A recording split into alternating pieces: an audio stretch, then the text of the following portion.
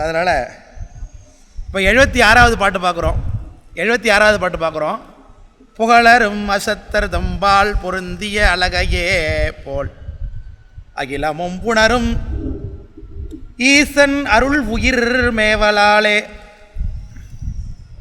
சகலமும் நிகழ வேண்டும் தலைவன் ஐந்தொழிலும் தானே இகழற இயற்றல் வேண்டும் என்றது நன்றி இன்றே என்று சொல்லுகிறார். இது சிவசமவாதி சொல்லுகின்றான்.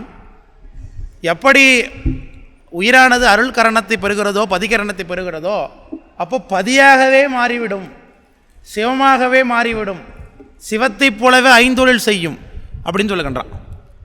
அதற்கு என்ன உதாரணம்னா, பேய் பிடித்தவன் பேய் செய்கின்ற செயலெல்லாம் செய்கின்றான் இல்லையா, அதுபோல் சிவம் பிடித்தவன் சிவத்தோடைய வேலையெல்லாம் செய்வான் என்பது அவன் சொல்லக்கூடிய ஒரு உதாரணம். அதற்கு பேய் பிடிப்பது என்பது, பேய் என்பதை பற்றி பேசி கொண்டிருந்தோம் சென்ற அமர்வில்.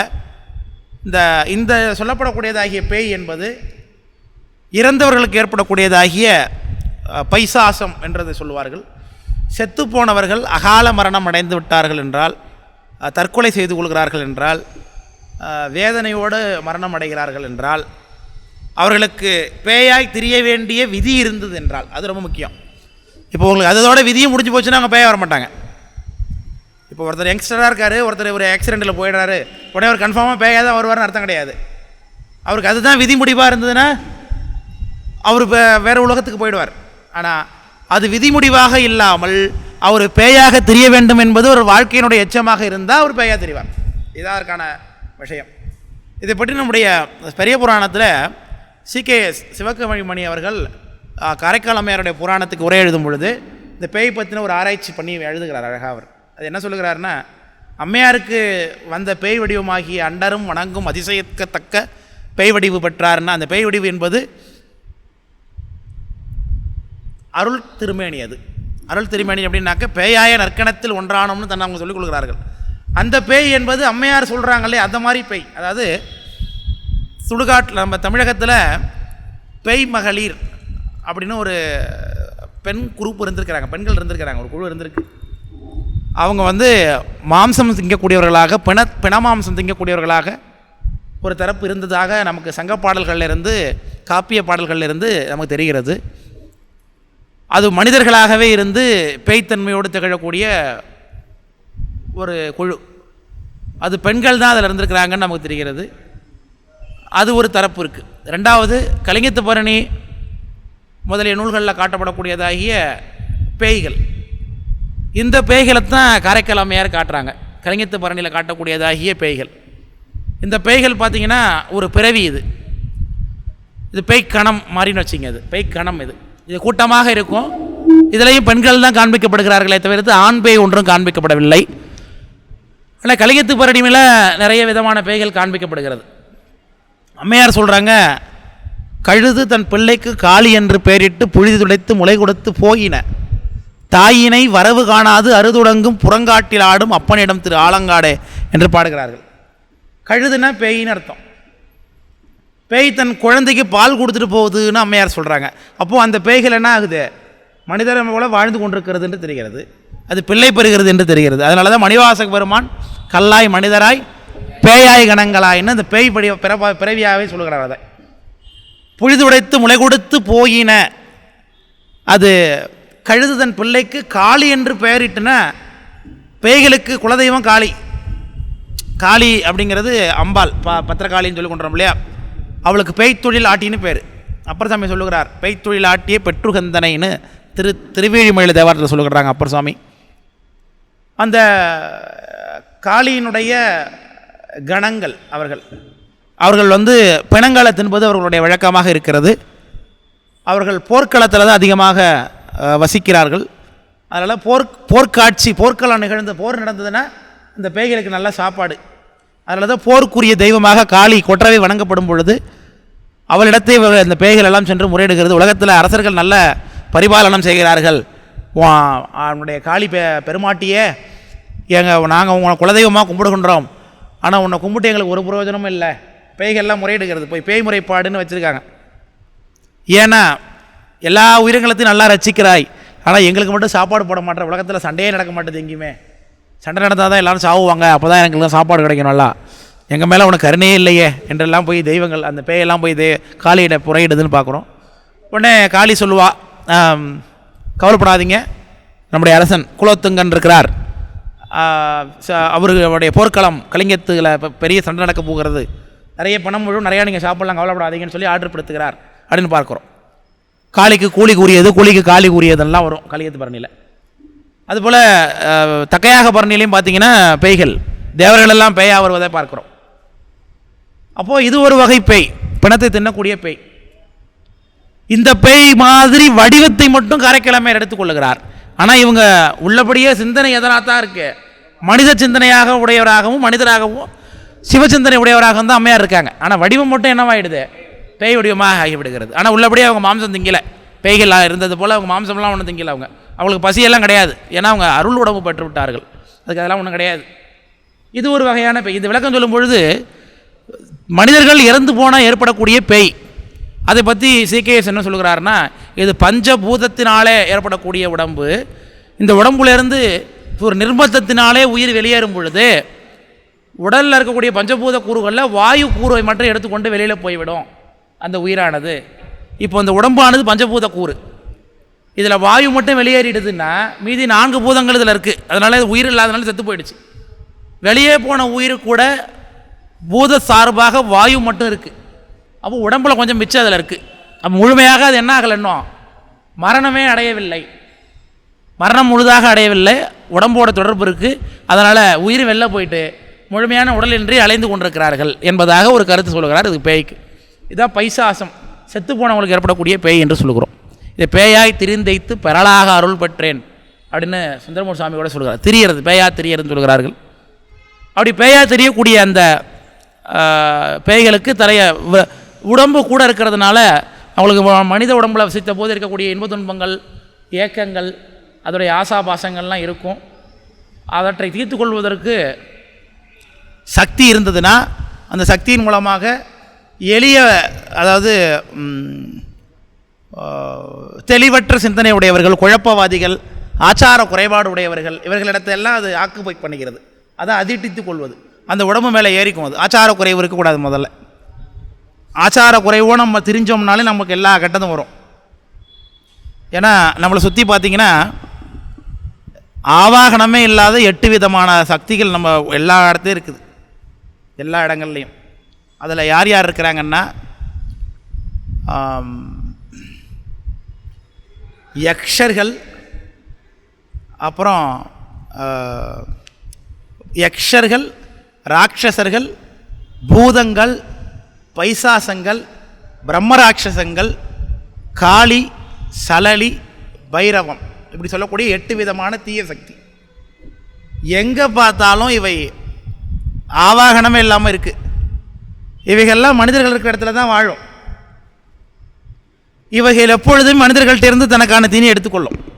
மனிதர்களை பற்றி கொள்வது, மனிதர்களை துன்புறுத்துவது. அப்போ ஆச்சார குறைவாக இருந்தோம்னா அவர்கள் எளிதாக இவைகள்லாம் பெற்றுக்கொள்வார்கள். இதில் பைசாசங்கிறது ஒரு பைசாதி, பைசாசம் தான் பேய், பேய் பிசாசங்கிறது. இவை பிடித்துக்கொள்ளும். அப்போது எளிதாக மனநிலை உறுதி இல்லாதவர்களை, பெண்களை அதிகமாக இந்த பேய் பற்றும். குழப்ப மனநிலையில் இருக்கிறவங்க, தெளிவு சிந்தனை இல்லாதவங்க, ஆச்சார குறைவாக இருக்கிறவங்க, இப்படி இருக்கிறவங்களெல்லாம் பார்த்தீங்கன்னா அது பற்றி கொள்ளும். அப்படின்னா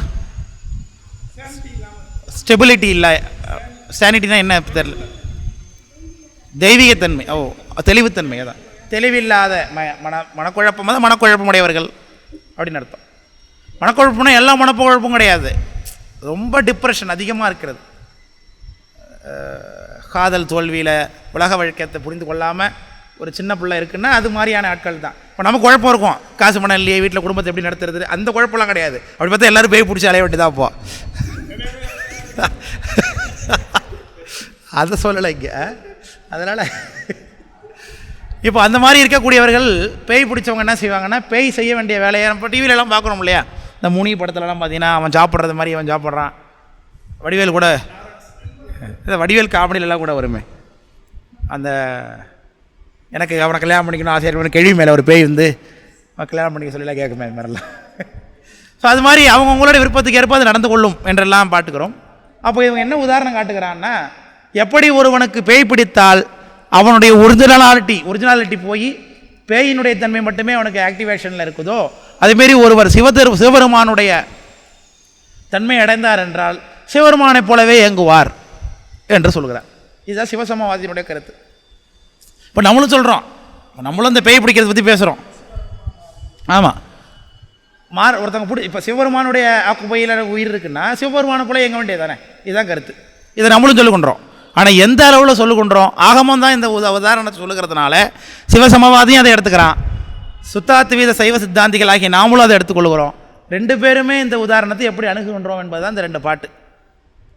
அவன் சொல்கிறது முழுக்க பேய் பிடிச்சது எப்படி பேயை போலவே எல்லாமே செய்வானோ அதே போல் சிவம் பிடிச்சா சிவமாகவே அவனும் ஆகிடுவான். அப்போ சிவம் செய்யக்கூடிய ஐந்தொழிலையும் இந்த உயிரும் செய்யுங்கிறது அவனுடைய கருத்து. அதான் சிவசமவாதின்னு அவனுக்கு பேர். இந்த பாட்டை பாருங்கள். புகழரும்னு சொல்ல முடியாதவர்கள்னு அர்த்தம். பேசி முடிக்க முடியாத குற்றமுடையவர்கள். அசத்துன்னா நிலைத்தன்மை இல்லாதவர்னு அர்த்தம். அது அப்போ சொன்னீங்களே இன்சானிட்டி மைண்ட்னு. அசத்தர் தம்பால் பொருந்திய அழகையே போல். அழகைனா பேய்னு அர்த்தம். அழகைனா பேய். புகழரும் அசத்தர் தம்பால் பொருந்திய அழகையே போல் அகிலமும் உணரும் ஈசன் அருள் உயிர் மேவலாலே. அகிலமும் உணரும். எப்படி அழகை பிடித்தவன் பேயோடைய தன்மையோடு இருக்கிறான், அதுபோல் உயிர் என்ன பண்ணும், அகிலமும் உணரும் ஈசன் அருள் உயிர் மேவலாலே. இறைவனுடைய அருள் உயிரை மேவி இருந்ததுனால இறைவன் எப்படி அகிலத்தை உணர்கின்றானோ அதுபோல் உயிர் என்ன பண்ணுவோம்ப்பா, மேவி இருக்கும், வியாபகாரியுடையதாக இருக்கும்னு சொல்லுகின்றோம். சகலமும் நிகழ வேண்டும் தலைவன் ஐந்தொழிலும் தானே. இகழற இயற்றல் வேண்டும். இகழறனா குற்றம் பிரச்சனை இல்லாமல் அர்த்தம். இகழ்தல்னா சண்டைன்னு அர்த்தம். இகழறனா பிரச்சனை இல்லாமல் எந்த மாற்றமும் இல்லாமல் உயிரானது ஐந்தொழிலை செய்யும் அப்படின்னு சொல்வது சிவசமவாதியினுடைய கருத்து. முத்தி நிலையில் என்றது நன்றி இன்றேனர், அப்படின்னா நல்லது இல்லைன்னார். இகழற இயற்றல் வேண்டும் நன்றி இன்றே என்றது நன்றி. இப்படி சொன்னது நல்லதல்ல, சரியில்லை, நீ சொன்னது சரியான கருத்தல்ல என்று சொல்லி இப்போ நமக்கு அதுக்கான ஆசங்கைக்கு விடை சொல்லுகின்றோம். பேய் பிடித்தது போல உயிரானது இயங்க வேண்டும் அப்படின்னு சொல்கிறியே, அதனால் சமவாதம்னு சொல்லுகின்றாயே, அது அப்படி அர்த்தம் இல்லை.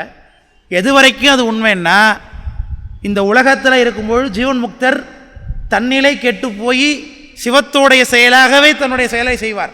அதான் எனதுரை தனதுரைன்னு சொல்லப்படுவது. அதற்குத்தான் அது உதாரணமே தவிர்த்து முத்தி நிலையில் சாயுஜ்ய பெயர் அடையும் பொழுது உயிரானது ஐந்தொழில் பஞ்சகிருத்தியம் செய்யும்னு அர்த்தம் அது கிடையாது என்றதை சொல்லணும் இல்லையா. அதுக்கு விளக்கம் சொல்லுகிறார். எப்படி சொல்கிறாருன்னா, இப்போ பேய் பிடிக்கிறத ஒத்துக்கிறோம் நம்ம. இப்போ பேய் பிடிக்கிறது அப்படின்னா, ஒருத்தன் வாய் பேச முடியாத ஒருத்தன் இருக்கிறான், அவனை பிறவி ஊமை, அவனுக்கு நாக்கே இல்லைப்போ இன்னும் வச்சுப்போம். அவனை பேய் பிடிச்சிட்டு இப்போ அவன் பேய் பிடிச்சிட்டா பேய் பிடிச்சது மாதிரி அவன் தாறுமாற நடந்து கொண்டாலும் பேச முடியுமா? முடியாது. ஒருத்தன் இயல்பாகவே செவிடு, அவனுக்கு காதே இல்லைன்னு வச்சுக்குவோம், அவனுக்கு கேட்குமா பேய் பிடிச்சதுனால?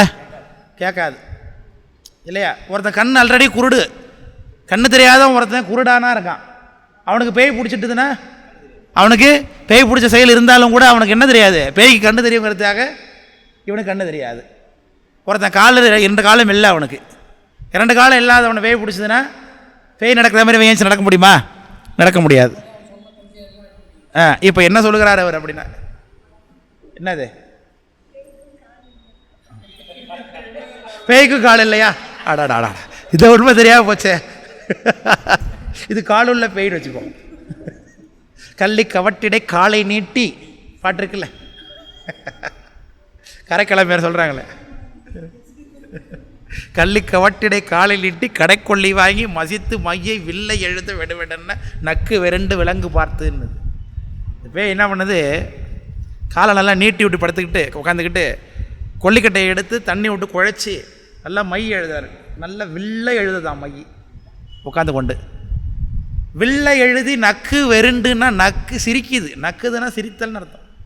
நல்லா இருக்குது, நல்ல ஐடெக்ஸா, அது என்ன பிராண்டு, இப்போ நிறைய பிராண்ட்ஸ், இந்த பிராண்டுக்கு ஏற்ற மாதிரி அது நல்ல இதாக இருக்கு இல்லையா.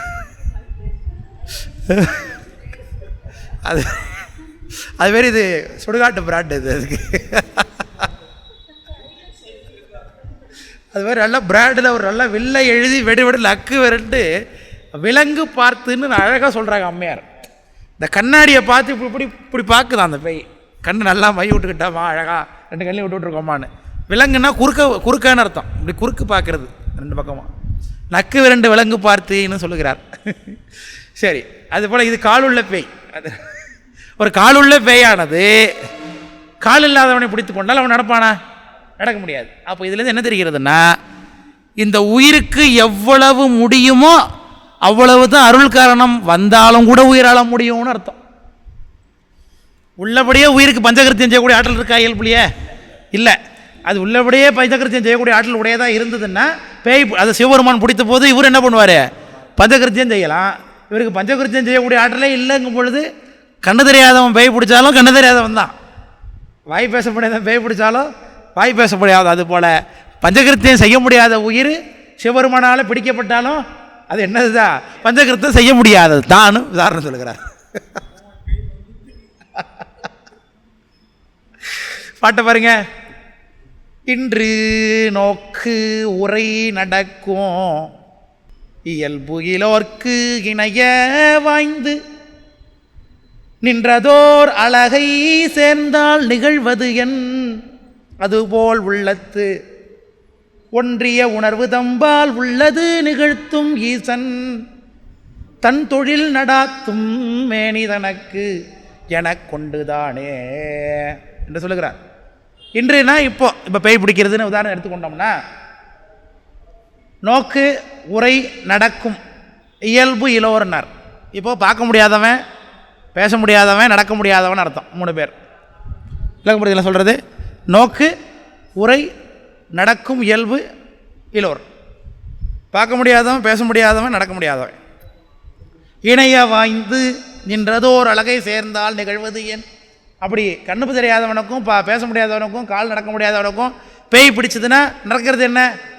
நடக்க முடியாதவன் அப்பவும் எப்படி தான் நடக்க முடியாதவன் தான். ஏன்னா கால் இருந்தால் தான் நடக்க முடியும்ப்பா.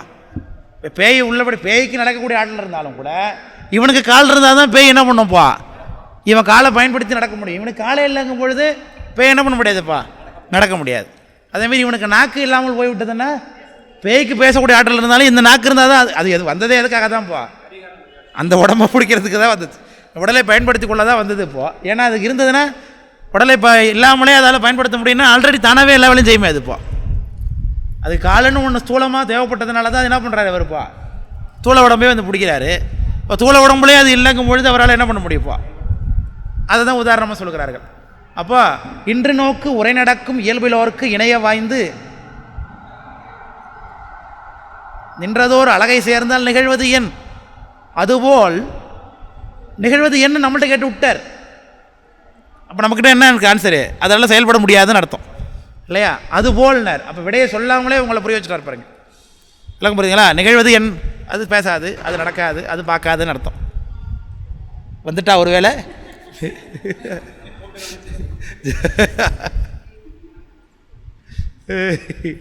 ஜன்னல்லாம் படபட அடிக்கும்.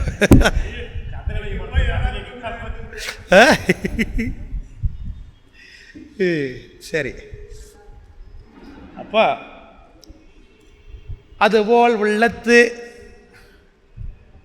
ஒன்றிய உணர்வு தம்பால் உள்ளத்து நிகழும் ஈசன். அதுபோல் ஒன்றிய உணர்வு என்பது ஈசன் எப்படி நிகழ்கின்றாரோ தன் தொழில் நடாத்து மேனி. உயிருக்கு எவ்வளவு முடியுமோ அவ்வளவு தூரம் தன் தொழிலை உயிரெடுத்து நடத்தி கொள்வார் சுவாமி. மேனி தனக்கு எனக்கு கொண்டு தானே என்று அந்த உடம்பை தனக்கு மேனியாக கொள்வான். அந்த உடம்பால் எவ்வளோ முடியுமோ அவ்வளோ மட்டும்தான் அவர் என்ன பண்ணுவாராங்க? அதை செயலாற்றுவார் என்று அதுக்கான அர்த்தம். இதை வச்சு என்ன சொல்கிறார்? சிவசமவாதியை மறுத்தது. அவ்வளோதான். இந்த வியாபகத்தன்மையை பற்றி பேசுகிறார். எப்படிப்பட்ட வியாபகம் இருக்கிறது உயிருக்கு, இது எப்படி கருவிகரணங்களை இந்த இடத்துல பயன்படுத்துகிறது என்பது இந்த பாட்டில் பேசுகிறார். இந்நிலை தன்னின் மண்ணியை தீடும் கலாதி பேதம் தன்னளவு அறிந்து நிற்கும் தகவிலா மலங்கள் நீத்த அந்நிலை கரணம் ஆக வகையதில் அறிவடங்கி மண்ணிட வியாபியாய வான் பயன் தோன்றுமன்றே என்று சொல்கிறார். இது யாருடைய கருத்துன்னா சிவ அத்துவித சைவம், சிவாத்துவித சைவர்னு அவருக்கு பேர். நிமித்த காரண பரிணாமவாதிகள்னு ஒரு குரூப் இருக்கான். அவர்கள் பார்த்தீங்கன்னா சங்கற்ப நிராகரணத்திலே அவர்களை எடுத்து நமக்கு உமாய சிவாச்சாரியார் மறுத்து கொடுத்துருக்கார். அது என்ன நிமித்த காரண பரிணாமவாதி சைவர். Very good, very good. நிமித்த காரணனாகிய சிவபெருமானையே உலகத்துக்கு முதற் காரணமாக சொல்வதனாலே, மாற்றி சொல்வதனாலே அவர்களுக்கு நிமித்த காரண பரிணாமவாதின்னு பேர். அதாவது உலகத்துக்கு முதற் பொருள் என்ன? மாயை. Very good. உலகத்திற்கு முதற் பொருள் மாயை. மாயையை சுவாமி திருவருளை செலுத்தி தான் நிமித்தக்காரனாக இருந்து கொண்டு திருவருளை துணைக்காரணம் வைத்து உலகத்தை உண்டு பண்ணுறாருன்னு பார்க்குறோம். அப்போ அந்த நிமித்தக்காரணன் என்ன பண்ணுவார்? இந்த உலகத்தை அவர் உண்டு அவர்கிட்டே இருந்து உண்டு பண்ணல. அவர் உண்டு பண்ணுறார், ஆனால் அவர்கிட்டே இருந்து உண்டு பண்ணல. ஏன் அவர்கிட்டேருந்து உண்டு பண்ணலன்னு நமக்கு தெரிகிறது என்றால், இந்த உலகமானது சடமாக இருக்கிறது, அறிவற்ற தன்மையாக இருக்கிறது. சிவபெருமான் அறிவுடைய பொருள். ஒரு தங்கத்திலிருந்து தங்கத்தை அதை பிரித்து எடுத்தோம்னா தங்கம் தான் வருமே தவிர்த்து அதனால் பித்தளை உண்டாயிடாது. அப்போ சிவபெருமான்கிட்டேருந்து இந்த உலகம் உண்டாயிருந்ததுன்னா இந்த உலகமும் அறிவுடைய பொருளாகத்தான் இருக்க முடியும். விளக்கம் புரியுதுங்களா? அப்போது இந்த உலகமானது அறிவற்ற பொருள்னு தெரிகிறது. ஆனால் அறிவற்ற பொருள் தானாகவே இயங்குமானா இயங்காது, உலகமாக மாறினா மாறாது. அப்போ அறிவற்ற பொருளை இயக்குவதற்கு ஒரு அறிவுடைய பொருளாக சிவபெருமான் இருக்கிறார் என்று தெரிகிறது. அப்போது உள்ள செலுத்தக்கூடிய பொருளாக திருவருள் துணை காரணமாக நின்று கொண்டிருக்கிறது என்று பார்க்கிறோம். இதுதான் சைவ சித்தாந்தத்துடைய கருத்து. ஆனால் வினை புரியல. வினைனா எப்படி? உலகம் இல்லை, வினைனா உலகம் உண்டாவதற்கு வினை இருக்குன்னு சொல்கிறீங்களா? எப்படி வினை உண்டாகும்? இல்லை, புரியல எனக்கு.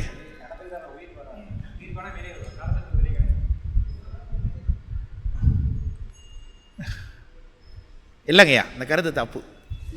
உலகத்தை சுவாமி உண்டு பண்ணுவதற்கு வினை அவருக்கு கண்மம் எதுக்கு? அவருக்கு எதுக்கு கண்மம்?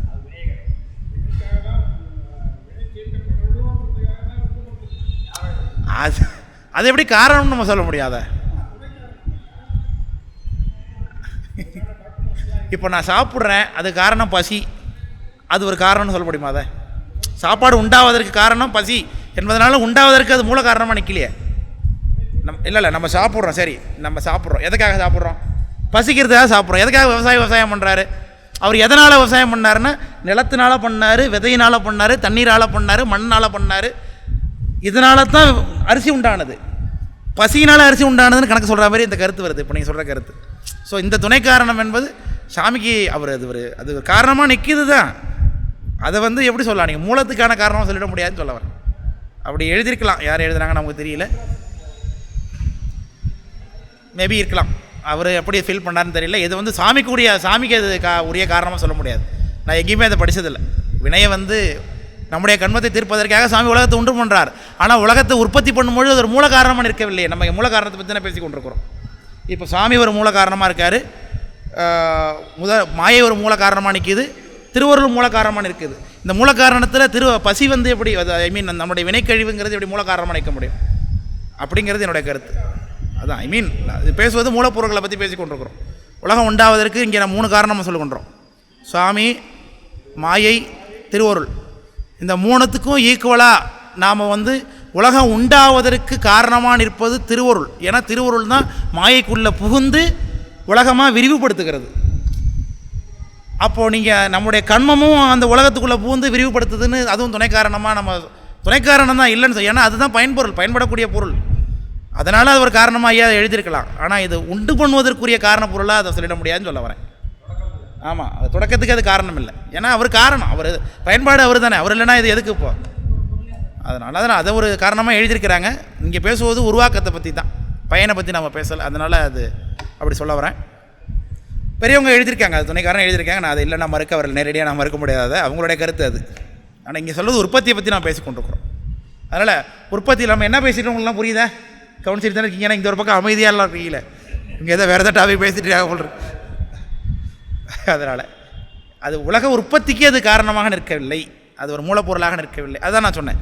உணவுப் பொருளை உண்டாவதற்கு அரிசி தான், அது நிலமும் தண்ணீரும் விவசாயியினுடைய உழைப்பு இதெல்லாம் தான் அங்கே காரணமாக நிற்கிறத தவிர்த்து பசியை அங்கே ஒரு காரணமாக நிற்கல. ஆனால் உற்பத்தி பண்ணுவதே எதற்காக தான்?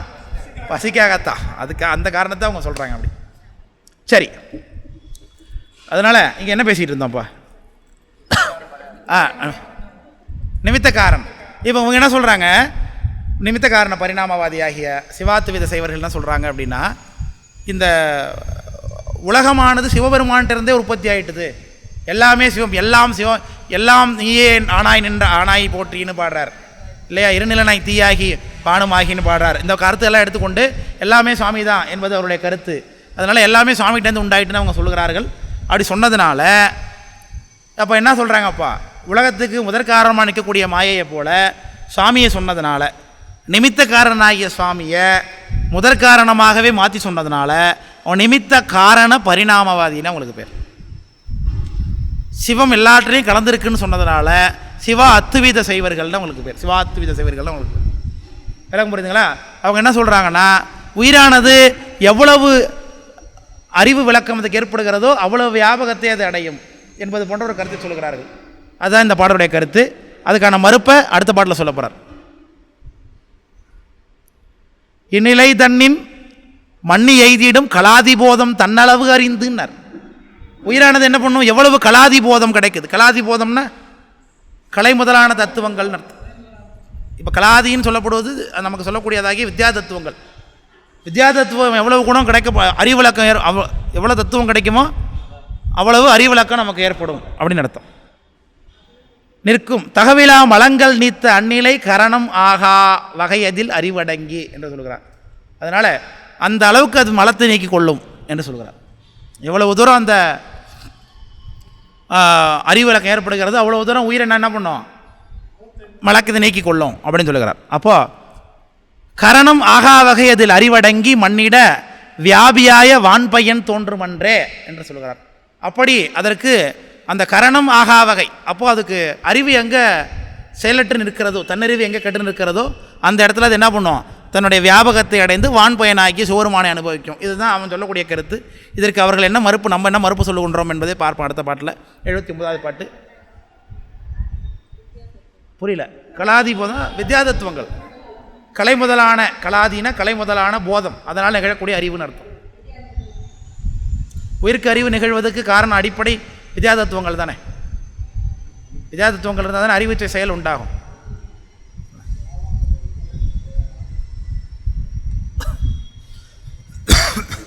அடைபவர் சிவமேயாகும் அதுகன்றி தோன்றும் என்ற கடனது ஏது எண்ணின்.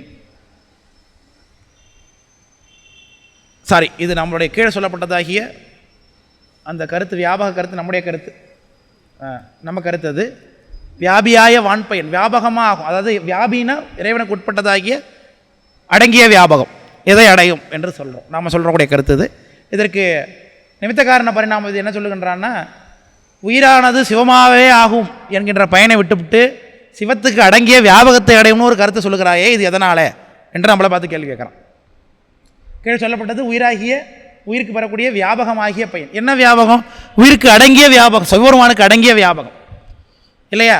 இப்போ அவுப்பச்சிலேடிய வியாபகம்னு சொல்லுகின்றோம். அவுப்பச்சிலேடிய வியாபகம் இதுதான் பழைய வியாபகம். உள்ளபடியே உயிர் எண்ணெயிலேருந்து, உயிருக்கு ஆல்ரெடி அது இருக்க டிஃபால்ட்டாகவே இருந்தாலும் கூட அவர் என்னைக்கு மட்டும்தான் இதை அனுபவிப்பார், இந்த வியாபகத்தை.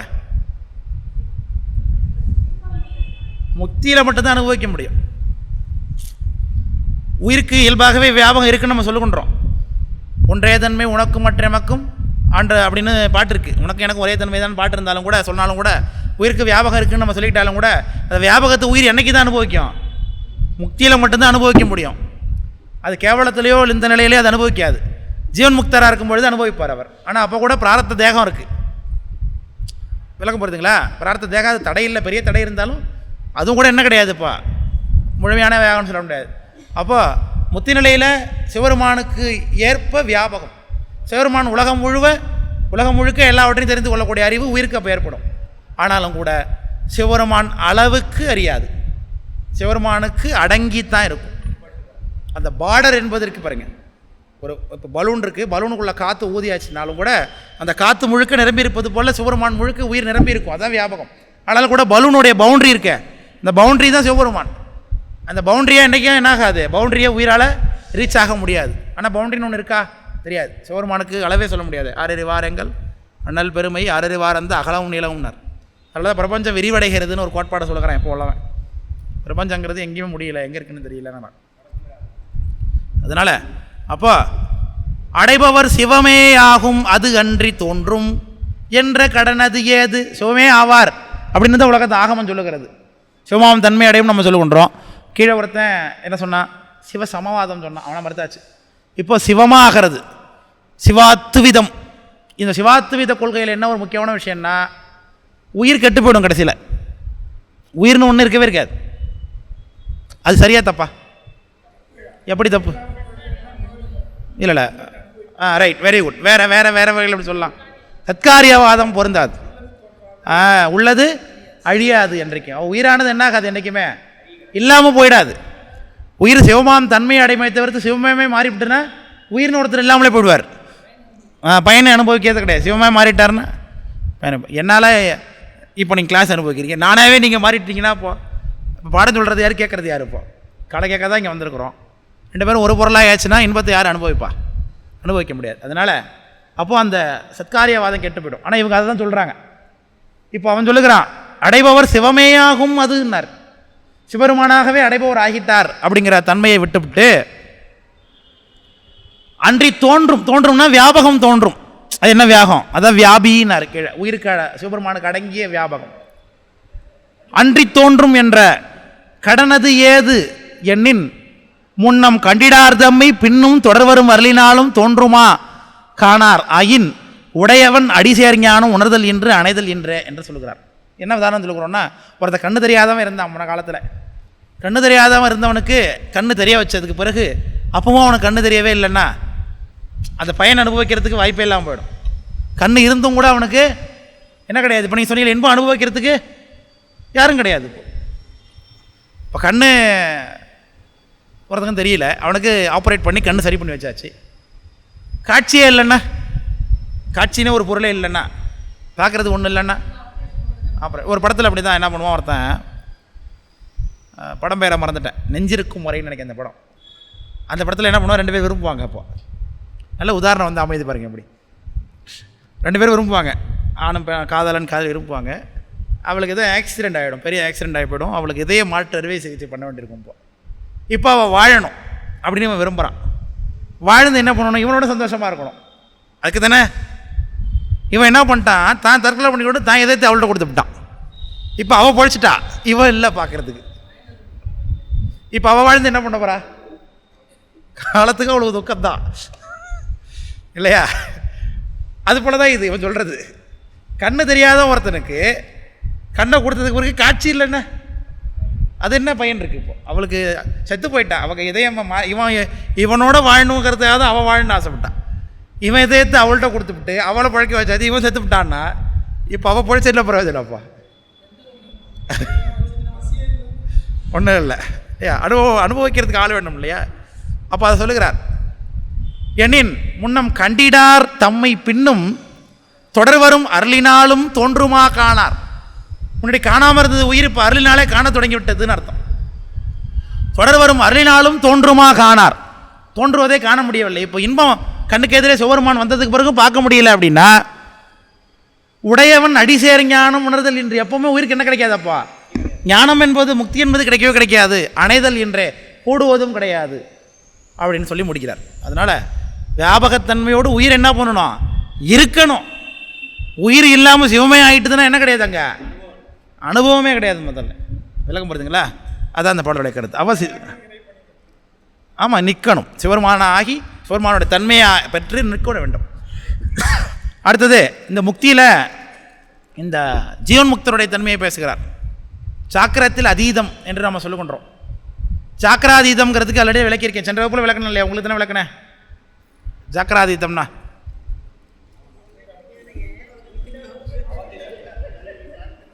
இந்த படம் போட்டு நனவு கனவுலாம் எழுதி விளக்கினேங்க. ஆமாம், உங்களுக்கு தானே அது. நனவுனா என்ன, நனவுலேருந்து கனவுனா என்ன, நனவுலேருந்து உயிர் படாது, உங்களுக்கு தான் எழுதுனது. எந்த பாட்டுக்கு தெரியுமா அது? சதசத்து 60வது பாட்டு கிடைக்கும். அதில் அந்த என்ன சொல்கிறார், என்ன ஒன்றில்லாத அதீதம் எய்திய துரியத்து ஒன்று நன்னிடும் சுழித்து. இந்த பாட்டு தான் கணக்கு போட்டோம், பெரிய டேலி பண்ணோம் இந்த கணக்கு. இந்த பாட்டு தானே அது. 35 கருவிகள் எதுங்கிறதுக்கு நம்ம கணக்கு பண்ணோமே. அந்த பாட்டில் உங்களுக்கு சொல்லி கொடுத்துருக்கேன். சாக்கராதீதம்னா என்னன்னு இங்கேயும் சொல்கிறேன், ஒன்றும் பிரச்சனை இல்லை. ஜாக்கிரம் என்னாச்சு?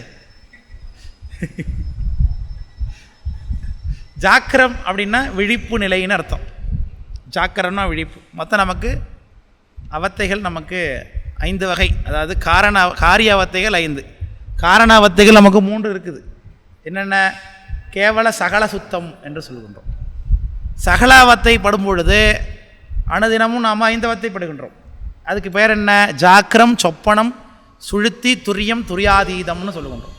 அதுவே தமிழில் சொல்லும் பொழுது நனவு, கனவு, உறக்கம், பேருறக்கம், உயிர்ப்படங்கள்னு சொல்லுகின்றோம். இப்போ இந்த 5ம் 5 × 5 25 அவத்தைகளாக ஆகும்.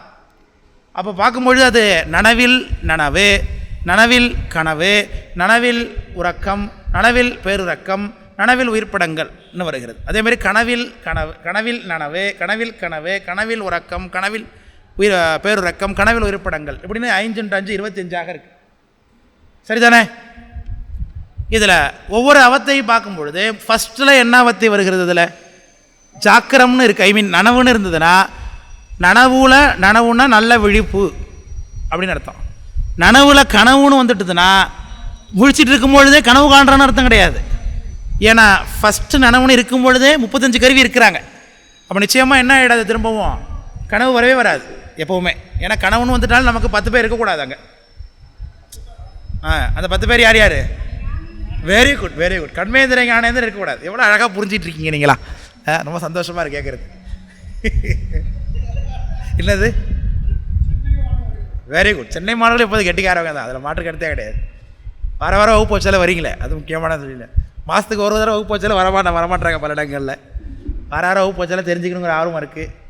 கேட்குறீங்களே முதல்ல உட்காந்து பாடத்தை, அதே பெரிய விஷயம் இல்லையா? அதனால் அப்படி இப்போ ஜாக்கிரத்தில் ஜாக்கிரம் அப்படின்னா விழிப்பில் நல்ல ஒரு விழிப்புன்னு அர்த்தம். ஜாக்கிரத்தில் சொப்பனம்னா அடுத்த கட்ட விழிப்புன்னு அர்த்தம். அதாவது நமக்கு இந்த 35 கருவிகள் இருக்கும் பொழுது நமக்கு இந்த ரூமுக்குள்ளே இருக்கிறது மட்டும்தான் தெரிகிறது. இப்போ ஜாக்கிரத்தில் சொப்பனம்ங்கிற நிலைக்கு உயிர் போனதுன்னா ரூமுக்கு வெளியில் உள்ளதெல்லாம் தெரிய ஆரம்பிச்சிடும். இதுதான் உங்களுக்கு லூசி அப்படிங்கிற படத்தை பற்றி உங்களுக்கு வெரி ஃபஸ்ட்டில் சொல்லி கொடுத்துருப்பேன். லூசின்னு ஒரு படம் ஒன்று இருக்குது. அந்த படத்தில் பார்த்திங்கன்னா அவளுக்கு அறிவு அதிகமாகக்கூடிய மருந்து, ட்ரக் அவளுடைய உடம்புல இறங்கி போயிடும். அதனால் அவருக்கு அறிவு அதிகமாக விளங்கி தோன்ற ஆரம்பிச்சிடும். அதனால் அவளுக்கு பக்கத்து ரூமில் இருக்கிறதெல்லாம் தெரிய ஆரம்பிச்சிடும். இன்னும் ட்ரக்கு அதிகமாக வேலை செய்ய அவளுக்கு பல ஊழிகளுக்கு அப்பாற்பட்டு அவருக்கு என்ன நடந்தது அதெல்லாம் அவளுக்கு தெரிய ஆரம்பிச்சிடும். ஒரு கட்டத்துக்கு மேலே அவள் இந்த உலகத்தில் உடம்பே இல்லாமல் காற்றோடு காற்றாக கலந்து எல்லாவற்றையும் அறிந்து கொண்டிருப்பாள். அதுதான் வியாபகம். அதுதான் நம்ம சைவஸ்தான் சொல்லி கொண்டுறோம். அதை பற்றி படிச்சிருக்கீங்களா இல்லையா? சொல்லியிருக்கேன் இல்லையா? சொல்லியிருக்கேன். அது இப்போ அந்த கட்டுரையை நீங்கள் படிச்சது இல்லையா? அடின்னு எழுதின கட்டுரையை நீங்கள் படிச்சது இல்லையா? ஞாபகப்படுத்துங்க, வேணா இன்றைக்கி எடுத்து போடுறேன். அந்த படத்தையும் பாருங்கள், ரொம்ப நல்ல படம். நமக்கு சைவ சித்தாந்தி பார்க்க வேண்டிய படம் அது நிச்சயமாக. அந்த படமும் பாருங்கள். அந்த படத்தை பற்றி அடின்னு ஒரு கட்டுரை எழுதியிருக்கேன், அந்த கட்டுரையும் படிங்க. சரி, ஏன்னா சார் என்ன சார் சைவ சித்தாந்தம் படிக்க வந்தவங்கள போய் படம் பார்க்க சொல்கிறீங்களே அப்படின்னு கேட்காதீங்க. பலகலை ஆகமம் யாவையினும் என்ன திட்டுறாங்களா? ஏன்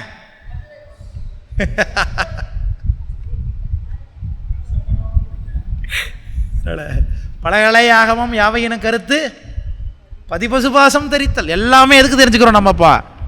பதிபசுபாசம் படிக்கிறதுக்காகத்தான் இல்லையா? வேதநூல் சைவ நூல் என்று 2 வேதநூல் சைவ நூல் என்று 2 நூல்கள், வேறுரைக்கும் நூல்கள், இவற்றின் விரித்த நூல்கள் அப்படின்னு சித்தியார் பேசுகிறது. அதனால் எல்லாமே எதுக்கு தான் நம்ம தெரிஞ்சுக்கிறோம் இப்போ நம்ம. அதனால் இன்றைக்கி ஒரு படம் பார்க்க போனோம். அதனால் என்ன வீட்டில் என்ன சொன்னால் சைவஸ்தாந்த வகுப்பு படிக்கிறதுக்காக தான் போனேன். அதனால் நான் படத்துக்கெலாம் போனேன்னு நீங்கள் நினைக்காதீங்க. நான் சைவஸ்தாந்த கற்றுக்கத்தான் போகிறேன்னு வீட்டில் போய் சொல்லாதீங்க. கேட்டு என் பேர் எழுத்து விட்றது வீட்டில் படம் பார்க்க போனேன். அந்த சொல்கிற லூசிங்கிற அந்த படத்தில் மட்டும்தான் அந்த கருத்து இருக்குது. அப்படிப்பட்ட ஒரு விஷயம், அற்புதமான ஒரு விஷயத்தை அதில் எடுத்து காமிச்சிருக்கான் அவன், இந்த டைரக்டர் எடுத்திருக்கான். லூசி, LUCY ஐ திங்க் அந்த படத்தோடைய ஸ்பெல்லிங் LUCY, லூசி. அந்த அப்போது நனவில் கனவுன்னா அது கொஞ்சம் அறிவு விரிவாக இருக்குன்னு அர்த்தம். நனவில் உறக்கம், ஐ மீன் நனவில் சுழுத்தி அப்படின்னா இந்த சிட்டிக்குள்ளே என்ன நடக்குதுன்னு தெரியுதுன்னு வச்சுக்கலாம். அந்த அளவுக்கு ஒரு அறிவு வியாபகம், இங்கே உட்காந்துக்கிட்டே எல்லாம் தெரிந்து கொள்வது. அறிவு வியாபகமாக எல்லாவற்றிலையும் தெரிஞ்சிருக்கு. இப்போ காதுடைய அறிவுங்கிறது இங்கே மட்டும்தான் ஒரு பவுண்ட்ரிக்குள்ளே உட்பட்டு அறியக்கூடிய இந்த காதனுடைய புலன் என்ன ஆகுது? அருள் காரணமாக ஆனதுனால எங்கு பார்த்தாலும் தெரிய ஆரம்பிக்கிறது. ஸோ இது மாதிரி தான் இந்த தேவதைகள்லாம் ஒர்க் பண்ணுது. ஒரு குறிப்பிட்ட இடத்துக்கு மட்டும் ஒரு தெய்வம், எல்லை தெய்வங்கள்னு வச்சுருக்காங்க பாருங்கள் கிராமங்கள்லாம். இந்த எல்லை வரைக்கும் நான் ஒர்க் பண்ணுவேன், அந்த எல்லைக்குள்ளே அந்த தெய்வம் இருக்குது அப்படின்னு சொல்லுறாங்க பார்த்தீங்களா. அதுக்கெல்லாம் இந்த அளவுக்கு மட்டும்தான் வியாபகம் ஏற்பட்டிருக்கு, அறிவு விளக்கம் ஏற்பட்டிருக்கு. கடவுள் அந்த வரத்தை கொடுத்துருக்காரு, அதுக்கு அந்த அறிவு விளக்கம் ஏற்பட்டதுனால அது கொஞ்சம் நம்மளோட கொஞ்சம் அதிகமான சுப்பீரியராக இருக்கார் அவர். நம்ம என்ன செஞ்சாலும் அதுக்கு தெரியும். அந்த எல்லைக்குள்ளே அடுத்த எல்லைக்குள்ளே வேற ஒருத்தர் இருப்பார், அடுத்த எல்லைக்குள்ளே வேற ஒருத்தர் இருப்பார். இப்படி தெய்வங்கள் இயங்குகிறது இப்படி தான். அதுக்கு மேலே அவற்றால் ஏன் தெரிந்து கொள்ள முடியல? வியாபகம் இல்லை, அதுக்கு குறிப்பிட்ட வியாபகம் தான் அவருக்கு இருக்குது. விளக்கம் புரியுதுங்களா? ஸோ அதையும் தாண்டி போகணும். அடுத்தது ஜாக்கிரத்தில் சுழுத்தி, ஜாக்கிரத்தில் துரியம். இது கிட்டத்தட்ட நல்ல ஸ்டேட்டஸ். ஜாக்கிரத்தில் துரியாதீதம், அது ரெண்டு சேர்த்து தான் ஜாக்கிராதீதம். ஐ காண்ட்டுங்கிறோம்ல, ஐ கேனாட் அப்படின்னு சொல்கிறோம்ல. இப்போ அதை இப்போ என்ன வாங்கிட்டோம் நம்மப்பா?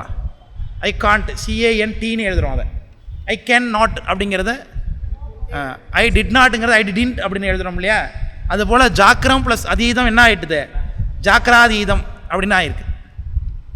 இந்த ஜாக்கிராதீதம்னு என்ன அர்த்தம்? அது வியாபக அறிவு. விழிப்பில் இருக்கும் பொழுதே எல்லாவற்றையும் அறிந்து கொள்வது. அப்போ கருவிகரணங்கள்லாம் பதிகரணமாக ஆகிவிடும். விளக்கம் புரியுதுங்களா? சிவத்தோடைய அறிவு வந்துடும். எல்லாமே சிவகரணங்களாக மாறிவிட்டதுனால எல்லாமே என்ன ஆகிடும்? சிவமாம் தன்மை அடைந்து இங்கே இருப்பார் அவர். அவரை தான் என்னன்னு சொல்கிறோம்? ஜீவன் முக்தர் என்று நாம் பேசுகின்றோம். விளக்கம் புரியுதுங்களா? இப்போ இந்த ஜீவன் முக்தருடைய தன்மை என்ன அப்படிங்கிறத இந்த பாட்டில் இப்போ பேசுகின்றார்.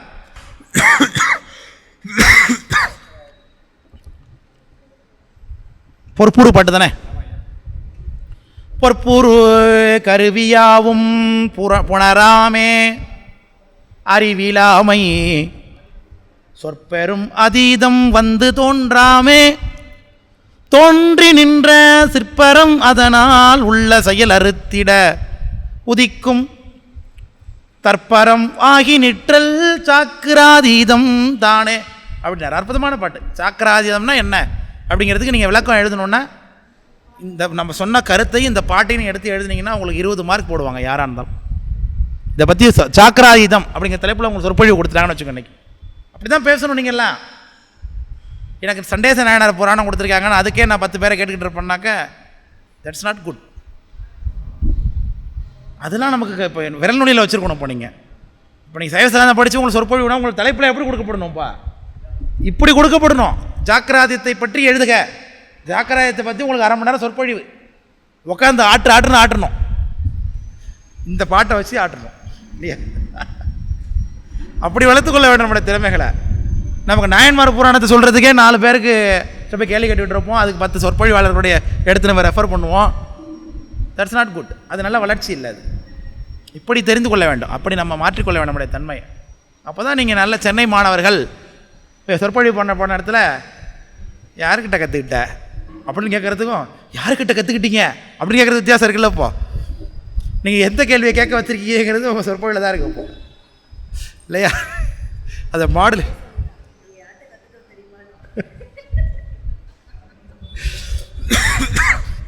அதனால் பொற்பூறு கருவி யாவும் புணராமேன்னர். புணராமேன்னா வந்து பொருந்துவதுன்னு அர்த்தம்.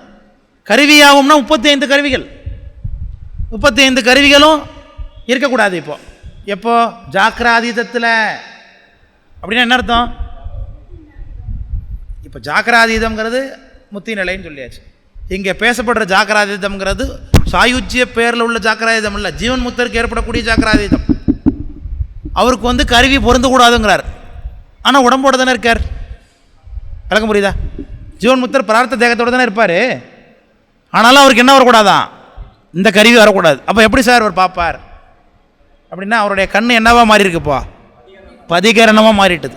மூக்கு பதிகரணமாக மாறியாச்சு, வாயு பதிகரணமாக மாறியாச்சு. அவங்க எல்லாவற்றையும் எதனால தான் பார்ப்பாங்க? சிவத்தாலே பார்த்து சிவமாம் தன்மையோடு சிவமாகவே இருப்பாங்க அவங்க. ஞானசம்பந்த பெருமான் அதனால தான் போய் என்ன சொல்கிறாரு, அந்த பொண்ணு திருமருகளில் போய் அவள் அழுதுட்டுருக்கா.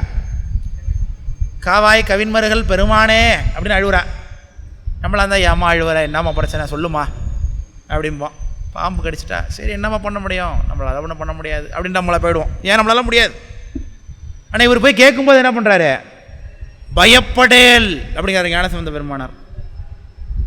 ஏன் பயப்படேல்னு சொல்கிறதுக்கு தகுதி ஒருத்தர் இருக்குன்னா அந்த பயத்தை அவரால் என்ன பண்ண முடியாப்பா? நீக்க முடியும்னு அர்த்தம். பயப்படேல் பருவரலும் நும் பரிசு பகர்வாய், ஏன் நீ அழுவுற சொல்லு அப்படின்னு கேட்குறாரு சாமி. உடனே என்ன பண்ணார்? அதை மாற்றினாரா இல்லையா அந்த துன்பத்தை? பதிகரணம். சார் இப்போ எல்லாமே அவருக்கு தெரியுங்கிறீங்களா, அப்புறம் ஏன் சார் அந்த பொண்ணுக்கு நடந்தது தெரியல, ஏன் சார் போய் கேள்வி கேட்குறாரு அவர் அப்படின்னா, அவருக்கு எல்லாவற்றையும் அறியக்கூடிய அறிவு இருந்தாலும் எதை மட்டும்தான் அறிவார்? சிவசிந்தனையிலே தான் இருப்பாங்க அவங்க. அதனால் உலகில் நடக்கிறது தெரியாது. அறியணும்னு நினச்சாங்கன்னா அறிவாங்க, ஆனால் அவங்களுக்கு அறிய வேண்டிய ஈடுபாடோ அவசியமோ கிடையாது. அது சிவன்பால ஈர்க்கப்பட்டால் தான் சிவருமான் திருவிளையாடல் பண்ணணும்னு நினச்சி ஈர்த்தா தான் அது நடக்குமே, இல்லை நடக்காது. சுந்தரமூர்த்தி சாமி எத்தனையோ மரணங்களை பார்த்துருப்பார், எத்தனையோ துன்பங்களை பார்த்துருப்பார், இன்பங்களை பார்த்துருப்பார். ஆனால் அந்த அவினாசிக்குள்ளே போகும்பொழுது மட்டும் ஒரு வீட்டில் ஒரு பிள்ளை, ஒரு வீட்டில் அழுகுறாங்க, ஒரு வீட்டில் சந்தோஷமாக இருக்காங்கன்னு ஏன் சார் தெரியுது அவருக்கு? அதுக்கு முன்னாடி எந்த வீட்லையுமே நடக்கவே இல்லையா அதெல்லாம்? அங்கே மட்டும்தான் சாமி நடத்தணும்னு நினைக்கிறார். அதனாலே அவங்களுடைய கரணங்களை கொஞ்சம் உலகில் செலுத்தி விட்றார், அதனால் அவங்களுக்கு அது தெரிகிறது. அதுக்கு முன்னாடி யாருமே உலகத்தில் பாம்பு பிடிச்சா சாவே இல்லையா? யாருமே சிவபெருமானை கூப்பிட்டுருக்கே மாட்டாங்களா? அழுத அந்த பொண்ணு மாதிரி முன்னே எல்லாருக்குமே உலகத்தை எழுப்பி விட்டுருப்பாரு சார். நம்மளும் தான் கூப்பிடுவோம்ப்பா, நமக்கு ஒரு நல்லது கெட்டது நடந்ததுன்னா சாமியை போட மாட்டோமாப்போ? அந்த கவின்மார்கள் பெருமான் மாதிரி பெருமானை கூப்பிட்டது மாதிரி இந்த பெண் கூட்டாமல் கூட மாட்டான். ஆனால் சாமி வந்துட்டு செல் பண்ணுறாரா? அந்த பொண்ணுக்கு அந்த அவளை அடியாள்னே சொல்கிறார் சாமி. அடியாள் இவள் தான் ஏசரவேன்கிறார். அதனால் எல்லாவற்றையும் அறியக்கூடிய அறிவு அவர்களுக்கு இந்த உடம்புல இருக்கும் பொழுதே இருக்கிறது. காரணம் கரணங்கள்லாம் பதிகரணங்களாக இப்போ சுற்றி பெரிய திருவிழாவே நடக்க தேங்குது. இந்த பக்கம் அடிக்கிறாங்க, இந்த பக்கம் ட்ரில் பண்ணுறாங்க, இந்த பக்கம் உடைக்கிறாங்க, இந்த பக்கம் நொறுக்குறாங்க.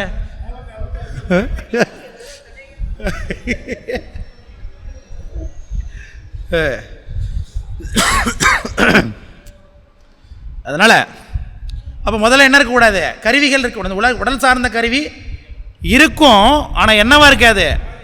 மாயா காரியமாக இருக்காது, பதிகரணமாக இருக்கும்னு அர்த்தம். இப்போது இந்த பாட்டில் ஒரு தடை வருது. நம்ம ஆல்ரெடி உங்கள்கிட்ட விடையை சொல்லிட்டதுனால இந்த விடை உங்களுக்கு இப்போ எழும்பாது. ஏன்னா கருவி இல்லைங்கிறத அது பதிகரணமாக மாறு இருக்குன்னு சொன்னதுனால இப்போ அவர் என்ன சொல்கிறாரு? பொற்புரு கருவியாவும் புணராமை, அறிவிலாமை சொற்பெரும் அதீதம் வந்து தோன்றாமைன்னார். உள்ளபடியே உடம்பு இருக்கும் பொழுது கருவிகள் இல்லைன்னா என்ன அதுக்கு பேர்? உடம்பு இருக்குது, ஏன்னா உயிரோட கருவிகள் எதுவுமே 35 கருவியும் பொருந்தி இல்லை. அப்படின்னா அதுக்கு பேர் என்ன? சவமா? உயிர்ப்படங்கள்னு சொல்லணும் இல்லையா? உடம்பு இருக்குது, உயிர் இருக்குன்னு தானே சொல்கிறேன். அப்போ உயிர் இல்லைன்னா தானே சவம். உயிர் இருக்குது, உயிர் கூட இந்த 35 கருவியும் பொருந்தலைன்னா என்ன ஆகிடும்? உயிர் ஆணவ மலத்துக்குள்ளே சென்றுடுவார், அவருக்கு என்ன இருக்காது? அப்போ அறிவே நிகழாது. அப்போது பொற்பூரும் கருவி வந்து புணராமை. அப்போ கருவி இல்லைன்னா நீ உயிர் படங்களை சொல்கிறியா? நான் அதுவும் இல்லைன்னு சொல்கிறார். விளக்கம் புரியுதுங்களா? அப்போ அந்த பாட்டு எவ்வளோ தெளிவாக போகிறார் பாருங்க. பொற்புறு கருவியாகவும் புணராமே, அறிவிலாமை சொற்பெரும் அதீதம் வந்து தோன்றாமை. இந்த இடத்துல அதீதம் என்பது அந்த சக்கராதீதம் இல்லை, உயிர்ப்படங்கள் ஆகிய அதீதம்.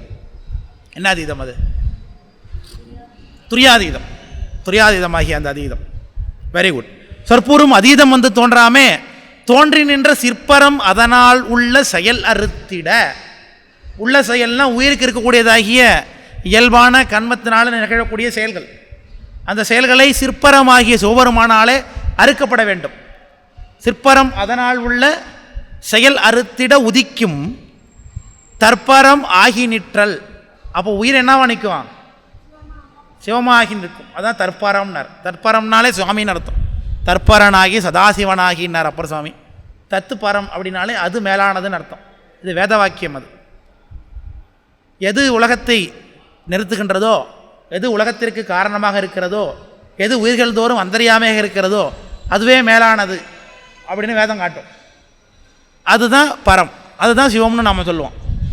அதை தற்சிவம் அப்படின்னு அப்பர் சாமி சொல்லுவார். நம்முடைய தற்பரம் தற்சிவம் அப்படின்னு சிவபிரகாசம் பேசுவோம். அது தற்பரம்னு சொன்னால் வேதம், தற்சிவம்னு சொன்னால் என்ன? ஆகமம். Very good. தற்பரம்னு சொன்னால் அது பரம், அது கடவுள்னு சொன்னால் அது வேதம். அதுவே சிவம்னு சொல்லிட்டா ஆகமம். ஆகமாக தானே. தத் சிவம்னு சொன்னால் ஆகமம். அப்போது தற்பரம் ஆகி நிற்றல் சாக்கிராதீதம் தானே. அப்படி இருக்கிறது என்னவா? சாக்கராதீதம் என்று சொல்லக்கூடியதாகிய இந்த நிலைப்பாடு என்று சொல்லுகிறார். விளக்கம் புரியுதுங்களா?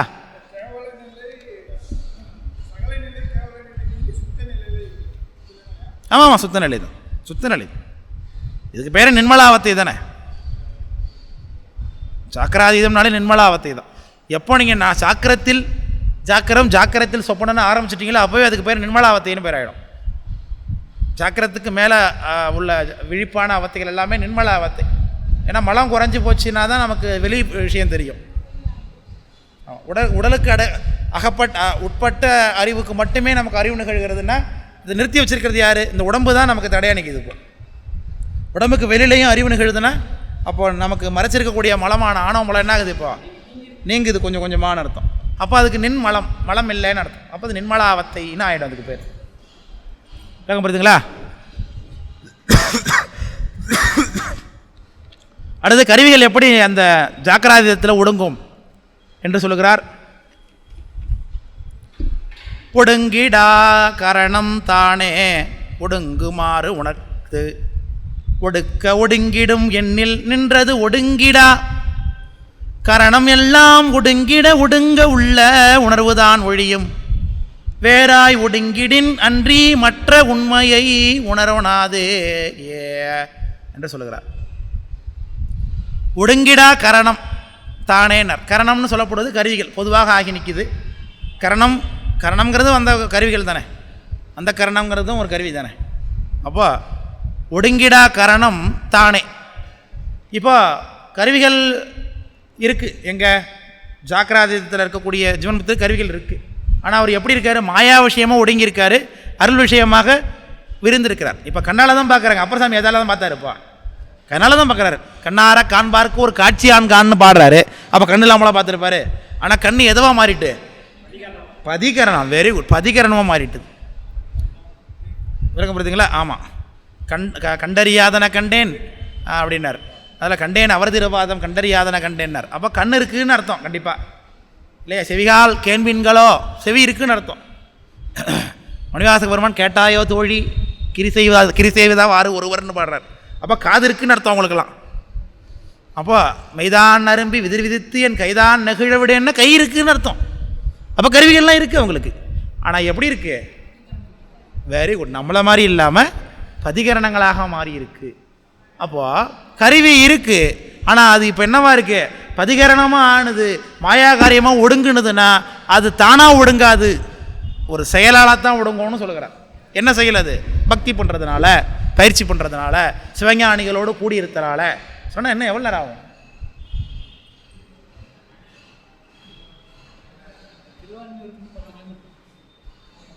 அப்போ 1.5. சரி.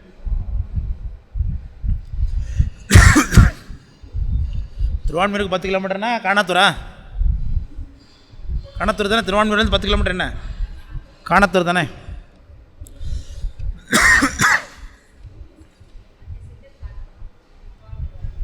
அதில் இது நிறைய டிராஃபிக்காக இருக்கும். இன்னும் வேறு சாட்டர்டே வேறு அதெல்லாம் இருக்கும். நான் வரேன்ல ரெகுலராக மகளில் பஸ்ஸில் வரும்போது வந்து பார்த்தா தான் தெரியும். நல்லா இருக்கும் டிராஃபிக். அது முக்கியமாக அந்த காணாத்தூர் தாண்டிட்டிங்கனாலே ஈஞ்சம்பாக்கம், நீலாங்கரை எல்லாமே டிராஃபிக் தான். கிராசிங் இருந்துக்கிட்டே இருக்கும். உடமையாக தான் வரணும். அப்புறம் திருவான்மூர் தாண்டினா திருவான்மூர் சிக்னல் ஒரு பெரிய, அது 7 கடல் 7 மலையை தாண்டுற மாதிரி. அது திருவான்மூர் சிக்னல், இந்த டைடல் பார்க் சிக்னலை தாண்டிட்டிங்கன்னா வந்துடலாம் சிட்டிக்குள்ளே. அதுக்கு பிறகு நீங்கள் இந்த கிண்டியில் கொஞ்சம் டிராஃபிக் இருக்கும். இந்த சிக்னல் வேளச்சேரி போகிற சிக்னல் இருக்குது. சரி. அப்போ ஒடுங்கிடா கரணம் தானே. சரி, தானே ஒடுங்காது, நானே ஒடுக்குகிறேன் அப்படின்னு முடிவு பண்ணி ஒடுக்கலாமாண்ணா? அது முடியாது. இப்போ அதுக்கு என்ன இருக்குது? அப்போ உணர்வு இருக்கே, நான் என்கிட்ட பிரஜை இருந்தாலே தற்போதும் இருக்குன்னு அர்த்தமாயிடும். அப்போ எப்படி அது ஒடுக்கமாகும்? கீழே ஒரு தடவை பாவனைன்னு ஒரு பாட்டு பார்த்தோம். அது மாதிரி தான். பாவனைனா பாவித்தல்னால் என்ன? பாவித்தல் பாவனை இல்லை, சிவமாக பாவிக்கிறது பாட்டு இருக்குது. சிவபிரகாசத்தில் பார்த்துருக்கோமா, சித்தியாரில் பார்த்துருக்கோமான்னு நினைவில்லை எனக்கு. என்னென்னு கண்டுபிடிங்க. அதே மாதிரி பாட்டு சிவபாரத்துலேயும் இருக்கும், சித்தியாரிலையும் இருக்கும். பாவனை பற்றி ஒரு பாட்டு பார்த்துருப்போம். அப்போ உணர்ந்து ஒடுக்க ஒடுங்கிடும் எண்ணில் நின்றது ஒடுங்கிடா. நினைத்து நீங்கள் கரணங்களை ஒடுக்கிறனால என்ன ஆகாது? அங்கே அது ஒடுங்காது. ஏன்னா ஒடுக்குவதற்கு உங்களுக்கு என்ன தேவைப்பா? கரணம். அந்த கரணத்தால் தானே நான் பேசாமல் உட்காந்துருக்கேன் நினச்சாலே எதால தான் நினச்சாகணும்ப்பா. அதால தான் நினச்சாகணும். அது ஆக்டிவேஷனாக இருக்கும்போது எப்படி வேலை செய்ய முடியும்? வேலை செய்ய முடியாது. கரணம் எல்லாம் ஒடுங்கிட ஒடுங்க உள்ள உணர்வுதான் ஒழியும். அப்போது உணர்வு கரணம் ஒடுங்கிருச்சுன்னா உள்ளே என்ன ஆகிடும்? அப்போ உணர்வு ஒழிஞ்சு போயிடும். ஏன்னா நமக்கு தான் அறிவு உள்ளே போயிடுமே. கரணங்களை நான் செயல்படுத்தாமல் வச்சுட்டேன், கண்ணை மூடிட்டே இருக்கேன், தியானத்தில் இருக்கேன் தூக்கிட்டோம்னா அறிவு நிகழுமா? கருவியில் ஒடுங்கிதான் இருக்குது இப்போ தூக்கத்தில், ஆனால் அறிவு நிகழலையே. அப்போ அது மாதிரி ஆகி போய்டும்னார். வேறாய் ஒடுங்கிடின் அன்றி மற்ற உண்மையை உணர்வனாதே. இப்போ வேறு வகையினாலே ஒடுக்குனீங்கன்னா, இப்போ வேறு வகைனா கரணங்களை செயல்படுத்தாமல் வச்சுக்கிறதுக்கு வேறு ஏதாவது வஸ்துக்களை உள்ள அனுப்புறதுன்னு அர்த்தம். அதான் வேறு வஸ்துக்களை உள்ள அனுப்புறது. நார்த் இந்தியாவிலலாம் அப்படி தானே ஃபாலோ பண்ணுறாங்க. காபாலிய சமயங்கள்லாம் பார்த்தீங்கன்னா, காலாமுக சைவத்திலலாம் பார்த்தீங்கன்னா, கரணங்களை அவங்க கடுத்துவதற்கு சமணரே அதான் பண்ணுறான். சமணன் தன்னுடைய காமத்தை நிறுத்தி கொள்வதற்கு கடுக்காயை அடக்கிப்பான் உள்ள. கடுவாயர் அப்படின்னாரு மணிவாசகர் ஞானசம்பந்தர் அவங்கள பார்த்து. கடுவாயர் தம்மை நீக்கினர். அப்பர் சாமி மடவார்த மதுரை நகர் ஆளவாயில் அந்த பாட்டில் கடுவாயர் தம்மை நீக்கி எண்ணெயாண்ட மடவார்த மதுரை நகர் ஆளவாயில் குடவாயில் குணவாயர் ஆனவெல்லாம் அப்படின்னு ஒரு பாட்டு இருக்குது அப்பர் சாமி தேவார். அதில் கடுவாயர் தம்மை நீக்கினார் அப்பர் சாமி. கடுவாயர்னா கடுக்காயை வாயில் வச்சுருப்பான்னு அர்த்தம். எதுக்காகனா கடுக்கா சாறு உள்ளே இறங்க இறங்க அவனுக்கு காம உணர்வு வராதுன்னு அர்த்தம். அதுக்காக அப்போது இந்த கரிக்கண்ணனை உடக்குவதற்கு அவன் வேறு விஷயங்களே பண்ணுறதுன்னு அர்த்தம். வேறு விஷயங்கள் மூலமாக நீ உடுக்குனீன்னா அது என்ன ஆகிடும்பா? அதோடைய சைடு எஃபெக்ட் வர ஆரம்பிச்சிடும். ஆமாம் தானே? அது என்ன ஆகணும்? சிவத்தினாலே ஆக வேண்டும். சிவத்தை விட்டு விட்டு நீ கருவியை ஒடுக்குறேன்னா என்ன ஆகாது? அது ஒடுக்கவும் ஒடுங்காது, ஒடுங்கி பயனும் இல்லாமல் போய்விடும் என்று சொல்லுகிறேன். அப்போது எப்படி சார் ஒடுக்கிறது இதெல்லாம் அப்படின்னா, இந்த உலக விஷயத்தில் இருக்கக்கூடிய கருவிகள் எல்லாமே உலகத்தை பார்ப்பதற்காக சுவாமி கொடுத்த பகல் விளக்கு, இது இரவு விளக்கு. இப்போ பகலாகிய சுவாமி வந்ததுக்கு பிறகு அது தேவையில்லை என்று எப்பொழுது நினைக்க ஆரம்பிக்கிறோமோ, அதனுடைய பயனை நுகர்வதற்கு நாம் என்றைக்கு வெறுக்க ஆரம்பிக்கிறோமோ, இந்த பயன், இந்த கண்ணினாலே பார்க்கக்கூடிய ஒரு காட்சி என்பது ஒரு சிறுமைத்தன்மை வாய்ந்தது, சிற்றின்பம், இதனால் எனக்கு தேவையில்லை என்கின்ற நுகர்ச்சி போகத்தை எப்போ நீங்கள் வெறுக்கிறீங்களோ அப்போ என்ன ஆகும்? அது ஆட்டோமேட்டிக்காக அவர் என்ன பண்ணிவிடுவார்? இப்போ இருந்துருவார். இப்போ நீங்களே பார்ப்பீங்களேன், மொபைலில் ஆக்டிவேட்டட் ஆப்ஸ்ன்னு சிலது இருக்கும். நீங்கள் மொபைலில் அதிகமான லார்ஜ் ஸ்பேஸ் நீங்கள் ஆக்குபை பண்ணிட்டீங்க, யூஸ் பண்ணிட்டீங்கனாலே மொபைலில் அதிகமான ஸ்பேஸ் ஆகிடுச்சு, நீங்கள் டெலிட் பண்ணணும் சம்திங்ஸ்ன்னு சொல்ல மொபைல். அப்போ என்ன பண்ணுவோம்? நம்ம ஆப்ஸ் எல்லாம் செக் பண்ணுவோம். அதே சொல்லுவோம், நமக்கு சஜஸ்ட் பண்ணுவோம், இந்த ஆப்பெல்லாம் நீங்கள் 3 மாதம் ஒர்க் பண்ணாமல் இருக்கீங்க, இந்த ஆப்பெல்லாம் நீங்கள் யூஸ் பண்ணாமல் இருக்கீங்க. அப்போ அவர் என்ன பண்ணுவார்? அவர் எடுத்துக்கிற வேலையும் எடுத்துக்கிற கன்சம்ஷனு டேட்டா எல்லாமே என்ன ஆகிடும்? நம்ம குறைஞ்சி போயிடும். அப்போது ஒருத்தரை நம்ம பயன்படுத்தாமல் இருந்தாலே அவர் என்ன பண்ணிவிடுவார்? ஆட்டோமேட்டிக்காக அவர் செயலற்று போய்விடுவார் என்று நாம் பார்க்குறோம். மனித பரிணாம வளர்ச்சியிலே பார்க்குறோமே, வால் நமக்கு இல்லாமல் போனது காரணம் என்ன? பயன்பாடு இல்லை. இப்போ முன்னாடிலாம் மரத்தில் ஏறி தாவி தான் சாப்பிட்டுட்டு இருந்தோம். இப்போ தாவி சாப்பிடும்பொழுது பற்றி கொள்வதற்கு, அதை கீழே விழுந்துடாமல் இருக்கிறதுக்காக நமக்கு வால் தேவைப்பட்டது பழங்காலத்தில், குரங்குகளாக இருக்கும் பொழுது.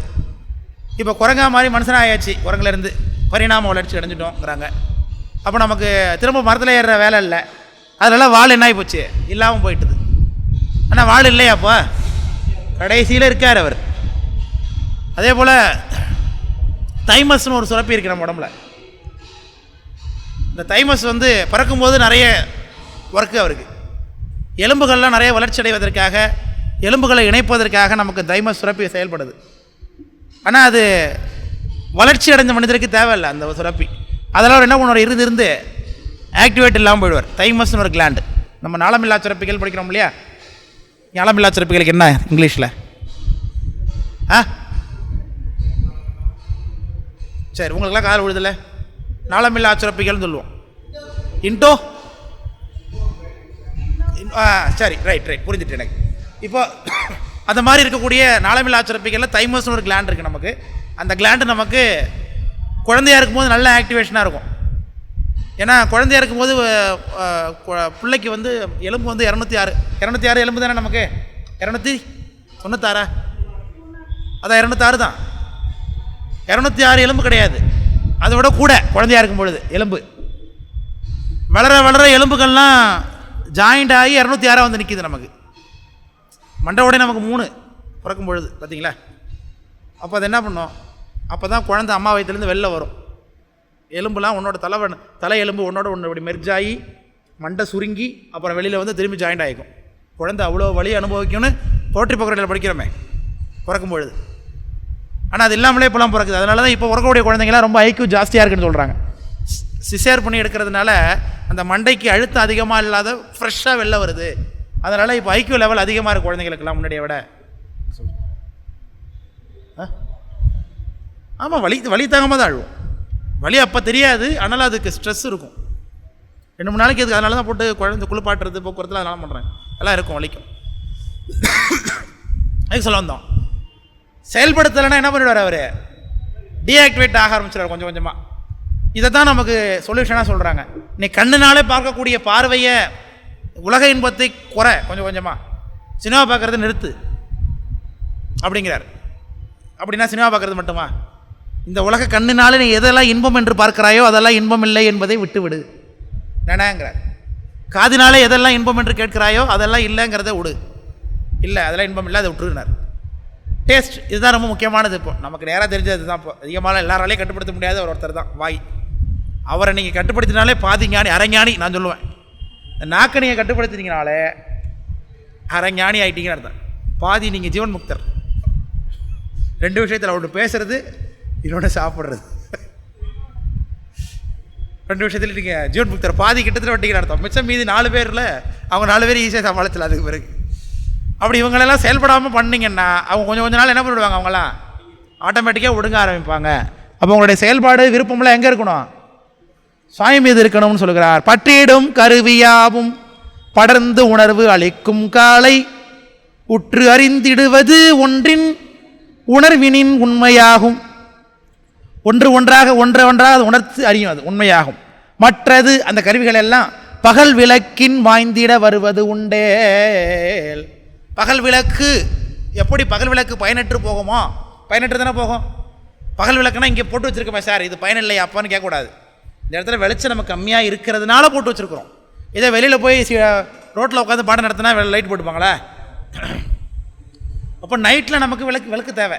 இந்த நைட்டு என்பது கேவல நிலையில் இருக்கும் பொழுது, சகலத்தில் பெத்த நிலையில் இருக்கும் பொழுது நமக்கு லைட்டு தேவை. அதே சுத்த நிலைக்கு போனதுக்கு பிறகு இந்த கருவி கரணங்கள் தேவையில்லை. அப்போது இதெல்லாம் பகல் விளக்கு. அது எப்படி பயனற்று போகுமோ அதுபோல் இந்த கருவிகளை என்ன ஆகிடும்? பயனற்று போகணும். பயனற்று போவதாக நாம் பாவிக்கணும். இதோடைய அதாவது பாவித்தல்னா அதோடைய நுகர்ச்சியை இன்பம்னு கருதக்கூடாது, அதுக்கு மயங்கக்கூடாது. உம்மால் ஒன்றும் குறைவிலேன், திருவாரூர் அம்மானுக்கே ஆளானேன்னார் அப்பர் சுவாமி. அதுபோல் நாம் ஆளாக இருக்க வேண்டும். இது உடனே நடந்துடாது, கொஞ்சம் கொஞ்சமாக தான் நடக்கும். அதெல்லாம் அனுபவப்படுத்தி கொள்ள வேண்டும். இதில் என்ன இருக்குது அப்படின்னு ஆரம்பிக்கணும் கொஞ்சம் கொஞ்சமாக. இன்றைக்கி படத்துக்கு போகலான்னு ஆசையாக இருக்குன்னா அது வேணாம். ஒரு வருஷத்துக்கு ஒரு 10 படம் பார்க்குறீங்கன்னா அது ஒரு 5 படமாக குறைக்கணும். சார் டிவிலையா தியேட்டர்லையான்னு கேட்காதீங்க, இல்லையா? தியேட்டரில் தான் நான் சொல்கிற கணக்கு. இப்போ டிவியில் தான் கணக்கெல்லாம் பார்த்துட்டு இருக்கேன். வீட்டில் ஓடுற டிவிலையோ மொபைல்லையோ தான் கணக்கெல்லாம் பார்க்குறோம் இப்போ. அதனால் அவன் சொல்லிக்கொண்டே எவ்வளோ விஷயத்தை செய்து கொண்டிருக்கோம் பாருங்க. இப்போ அப்போ குறைக்கணும், நுகர்ச்சிகளை குறைக்கணும். கஞ்சி சாதம் இருந்தாலும் எனக்கு போதும், என் பசிக்கு தான் நான் சாப்பிட்றேங்கிற உணர்வு எனக்கு உண்டாக்கி கொள்ள வேண்டும். வீட்டில் போட்டு துன்புறுத்தக்கூடாது. எனக்கு அதுதான் வேணும், இதுதான் வேணும், எனக்கு அப்படி இருந்தால் தான் சாப்பிடுவேன், அப்படி இருந்தால் தான் எனக்கு பிரீத்தி ஆவேன் அப்படின்னு நினைக்கக்கூடாது. எனக்கு இட்லி விட்டு கார சட்னி வச்சே ஆகணும்னு கேட்கக்கூடாது. இப்போ நேராகவும் கொஞ்சம் பழைய சாதம் சாப்பிட்றீங்களான்னு பரவாயில்ல, ஓகே, பசிக்கு தான் சாப்பிட்றோம், நாக்குக்கு இல்லை அப்படிங்கிறத மாற்றி கொள்ள வேண்டும். இதெல்லாம் நமக்கு தான். வீட்டில் போய் இது நீங்கள் அங்கே அப்ளை பண்ணி பார்க்கக்கூடாது. நமக்கு தான் சொல்கிறேன். நீங்கள் தான் வந்துருக்கீங்கப்பா. இப்படி சொன்னதுனால சார் பழைய சாதத்தால் சாப்பிட சொல்லியிருக்காரு. அதனால் இவ்வளோ பழைய சாதம் வீட்டில் போட்டிங்கன்னா வீட்டில் நடக்கிற பிரச்சனைகள் ஆள் கிடையாது. நமக்கு தான் இதெல்லாம். ஏழை யார் வந்தாங்களோ தேடி அவங்களுக்கு தானே அறிவு. அதனால் எது கிடைக்கிறதோ அதுலேயே நம்ம என்ன பண்ணணும்? திருப்தி ஆகிறதுக்கான அமைவு தான் புலன்களை ஒருக்கக்கூடிய காட்சி என்று சொல்லுகிறோம். சரிதானே? அதான் அந்த பாட்டில் சொல்லுகிறார். மற்றது பகல் விளக்கின் மாய்ந்திட வருவது ஒன்றேல் பெற்றிடும் அதனை மாய பிறப்பினை அறுக்கலாமே. அப்படி இருந்ததுன்னா மாய பிறப்பை அறுக்கலாம் என்று சொல்லி இந்த பாட்டு நிறைவாகுது. இன்றைக்கு எத்தனை பாட்டு பார்த்துருக்குறோம்? 1 2 3 4 5 6 7 8 9 10 11 பாட்டு.